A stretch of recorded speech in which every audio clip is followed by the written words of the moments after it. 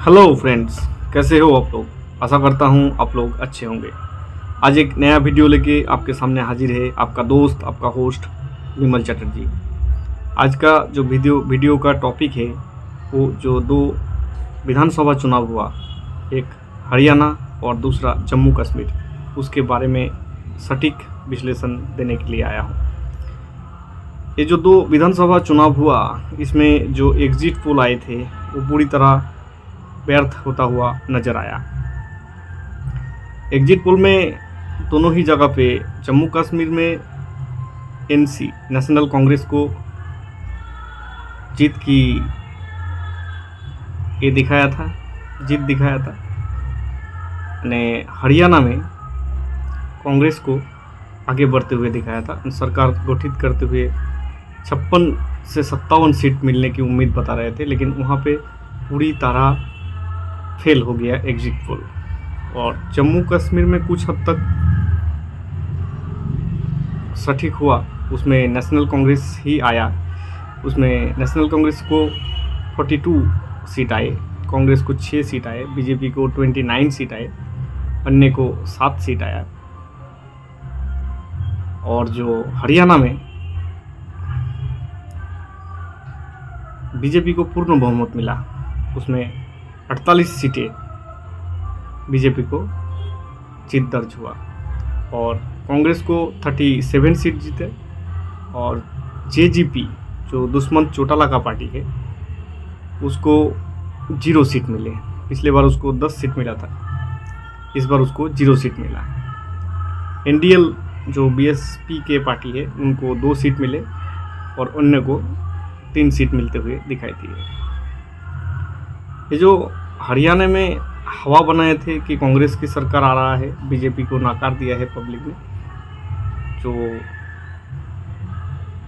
BJP का chief minister थे सोनी साहब, उसने जीत के बाद ये बोलते हुए दिखाई दिया कि कांग्रेस का झूठ लोगों ने नकार दिया। आपका तो कई सीटों पर जमानत भी जब्त हो गए। तो अभी जो है कांग्रेस का जो जयराम रमेश है, उन्होंने आके बोला कि ये चुनाव हमको अनस्वीकार्य है। ये अभी तो ईवीएम पर ठिकरा पुरेगा ये लोग। ये तो जग जाहिर बात है कि जब भी कांग्रेस जीतता है तो ईवीएम ठीक रहता है, जब भी कांग्रेस हारता है तो ईवीएम का ऊपर ठिकरा पुरा जाता है। बीजेपी ने प्रचंड बहुमत जीत किया।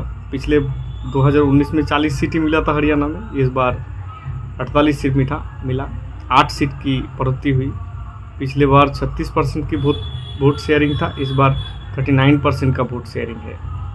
इसका मतलब कि बीजेपी को लोग अच्छे तरीके से वहाँ जीत हासिल करवाया।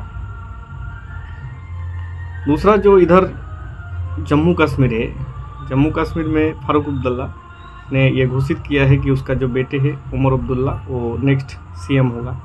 12 अक्टूबर को शायद शपथ ग्रहण होगा। शपथ ग्रहण का वीडियो भी आपको हम बताएंगे। जम्मू कश्मीर में बीजेपी को वोट शेयरिंग भी बढ़ा। पिछले बार जो 2014 में जो वोट शेयरिंग था वो कुछ 25% था, इस बार जो वोट शेयरिंग है वो 28% के ऊपर है। दूसरी बात यह है कि इस बार बीजेपी को 4 सीट की बढ़त हुई। 2014 में जो वोटिंग हुआ था उसमें बीजेपी 25 सीट ही जीत पाया था, जबकि इस बार 29 सीट पर जीत दर्ज गया है। लेकिन जो बीजेपी का अध्यक्ष है रविंद्र रैना, वो नशरा से हार गए। उसने अपना इस्तीफा पत्र हाईकमांड को भेज भी दिया है। तो ये तो सबको ही मालूम था कि कश्मीर में रिजल्ट उतना अच्छा होगा नहीं। जम्मू में भले बीजेपी अच्छा कर जाए। सबसे ज़्यादा नुकसान अगर किसी को हुआ है वो महबूबा मुफ्ती के पार्टी को। पिछले चुनाव में उसको 28 सीट मिला था, इस बार उसको 3 ही सीट मिला। उसका जो लड़की है इल्तिजा मुफ्ती, वो भी हार गए चुनाव। तो दोस्तों, नेशनल कांग्रेस और कांग्रेस की गठबंधन का जो सरकार, क्योंकि नेशनल कांग्रेस को अकेले बहुमति नहीं मिला है, उसको कांग्रेस की सपोर्ट लेना पड़ेगा। कांग्रेस का तो 3 सीटें घटा है, 3 या 4 सीटें 6 सीटें घटा है, 6 सीटें घटा है। पिछले जो 2014 के चुनाव में उसको 12 सीटें मिला था, इस बार 6 ही सीटें मिला है, तो 6 सीट का नुकसान हुआ। तो भी किसी तरीके से वो लोग दोनों मिलके जम्मू कश्मीर में सरकार बना लेगा। अब सबसे बड़ी बात है कि फारूक अब्दुल्ला और ये जो नेशनल कांग्रेस और ये जो कांग्रेस का गठबंधन है, इसी बात पे हुआ था कि वहाँ से 370 हटाएगा। अब देखने वाली बात है कि कांग्रेस सरकार या नेशनल कांग्रेस आने के बाद क्या सही में 370 को हटा पाएगा, ये अब हम आगे देखेंगे, क्योंकि चुनाव वादों पे लड़ा जाता है, फिर वो वादे को पूरा कर पाता है कि नहीं, वो देखना है। इधर हरियाणा में रिजल्ट बहुत अच्छा हुआ, बीजेपी के लिए बहुत ही अच्छा दिन था, बहुत ही अच्छे तरीके से इस बार तो पूर्ण बहुमत मिला है। तो जो सैनी साहिब है उसको बधाई, और बीजेपी का जो जीत है उसका जश्न सब लोग मना रहे हैं। और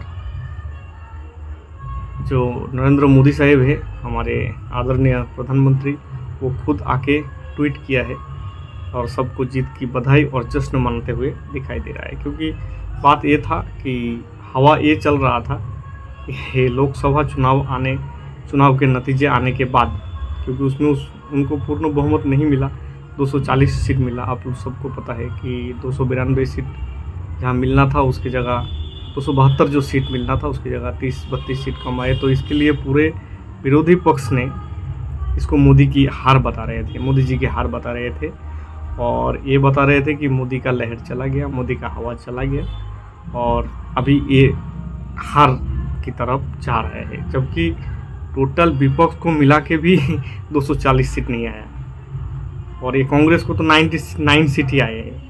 फिर भी ये लोग ऐसे माहौल बनाए थे कि हम ही जीत गए हैं। तो जो ये हरियाणा का रिजल्ट है, ये बीजेपी के लिए थोड़ा राहत का सांस है कि पब्लिक ने उनको नकारा नहीं, पब्लिक उनको अभी भी चाहता है, और ये लोग मेहनत करें तो ये लोग सब लोगों के दिल में बैठे हुए हैं। हाँ, कुछ लोग तो बोलेंगे, कुछ तो बात करेंगे, लोगों का काम है कहना, आप अपना काम करो। तो बीजेपी की तरफ से कई नेता, बहुत सारे नेता, और ये जो खास करके आरएसएस जो अभी दिखा रहा है कि आरएसएस का फुल स्ट्रेटजी हरियाणा के अंदर था, और हरियाणा के अंदर पिछले 1 साल से आरएसएस कार्यरत थे, और बीजेपी को जिताने के लिए आरएसएस का एक बहुत बड़ा हाथ है, ऐसा माना जा रहा है। दूसरी तरफ जो जम्मू कश्मीर है, वहाँ अब नया सरकार, पहले तो केंद्र शासित सरकार थे, गवर्नर चला रहे थे, अब एक सरकार बनेगा। उमर अब्दुल्ला 12 अक्टूबर को शपथ ग्रहण, हरियाणा में भी 12 अक्टूबर को शपथ ग्रहण होगा, जिस तरीके से समाचार हमको मिल रहा है। तो हरियाणा में जो है बीजेपी को 48 सीट मिला है, पिछले बार 40 सीट ही मिला था, 8 सीट की बढ़त है। और सबसे ज़्यादा नुकसान जो हुआ है वो दुष्मंत चौटाला के पार्टी को, बीजेपी 10 सीट में से 0 सीट आया है। और आपको तो मुंह की बल खाना पड़ा, अब अरविंद केजरीवाल को सोचना पड़ेगा। अरविंद केजरीवाल के लिए बात एक अच्छी है कि वो जम्मू कश्मीर में 1 सीट जीता है। अब आगे का स्ट्रैटेजी क्या होगा वो देखेंगे। नुकसान ये भी हुआ कि कांग्रेस ने आपके साथ गठबंधन नहीं किया, ये भी एक नुकसान की बात हुआ। ये लोगों ने सोचा था कि हम खुद ही लड़ेंगे, आपको लगा था हम अपने दम पर जीतेंगे, कांग्रेस को लगा था, कांग्रेस तो इतना कॉन्फिडेंस था कि वो सरकार बना रहे थे। अभी भी ये लोगों ने, जयराम रमेश ने आके जो प्रेस कॉन्फ्रेंस किया और उन्होंने बोला कि भाई हमको ये जो चुनाव के नतीजे है अनस्वीकार्य है, हम लोग को स्वीकार्य नहीं है, क्योंकि हम लोगों को ऐसा लगता है कि कहीं ना कहीं ईवीएम का घोटाला हुआ है। तो ईवीएम भाई अब सुधर जाओ, क्योंकि इसमें तो कुछ बोल नहीं सकते हैं। जहाँ जहाँ वो लोग जीतते हैं वहाँ ईवीएम ठीक रहता है, जहाँ जहाँ कांग्रेस हारता है या कोई भी पार्टी हारता है वहाँ पे ईवीएम पर ठिकरा फोड़ा जाता है। तो आशा करता हूँ आप लोग समझ गए कि ये 2 चुनाव का जो विश्लेषण है। बीजेपी को बहुत बधाई, नेशनल कांग्रेस को बहुत बधाई। सब मिलकर अच्छा काम करो। राजनीति पॉलिटिक्स की जगह, लेकिन देश के जनता को ठगो मत, और आपके ऊपर जो विश्वास जताया, आपके ऊपर जो उम्मीद जताया, उस पर खरे उतरो। यही आपके लिए बढ़िया होगा। पॉलिटिक्स तो उसी हिसाब से होगा, क्योंकि जनता सब जानता है और पब्लिक सब जानता है। अगर पब्लिक को सर पे चढ़ना भी आता है तो पब्लिक को सर पे उतारना भी आता है। ये बात हर एक को समझना चाहिए। Nothing is permanent. तो आज के लिए इतना ही। अगर वीडियो अच्छा लगा है तो सब्सक्राइब जरूर कीजिए, फेसबुक में फॉलो कर दीजिएगा, और लाइक शेयर कमेंट तो करना, कमेंट करके बताते रहना कि वीडियो कैसा लग रहा है। तो इस तरीके का वीडियो मैं फिर से लेके आऊँ। आज के लिए इतना ही। धन्यवाद, आभार। और विमल चटर्जी का नमस्कार।